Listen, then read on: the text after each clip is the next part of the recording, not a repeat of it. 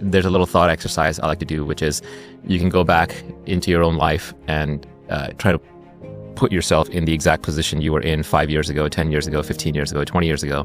And you try to remember, okay, who was I with? What was I doing? What was I feeling?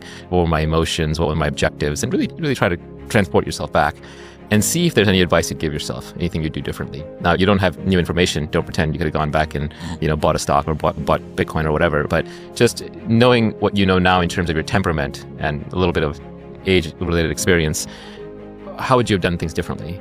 And I think it's a worthwhile exercise to do, so don't let me rob you of the conclusion. But I'll tell you, for me, I would have done everything the same, except I would have done it with less anger, less emotion, less internal suffering. Because that was optional, it wasn't necessary. And I would argue that someone who can do the job, at least peacefully, but maybe happily, is going to be more effective than someone who has unnecessary emotional turmoil. And the journey is not only the reward, the journey is the only thing there is.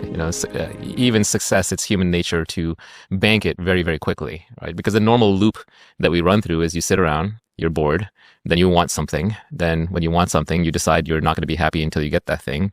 Then you start your bout of suffering or anticipation while you strive to get that thing. If you get that thing, then you get used to it. And then you get bored again. Then a few months later, you want something else. And if you don't get it, then you're unhappy for a bit. And then you get over it. And then you want something else, right? That's the normal cycle. So whether you're happy or unhappy at the end, it tends not to last. Now, I don't want to be glib and say that, oh, there's no point in making money or being successful. There absolutely is. Money solves all your money problems. So it is good to have money.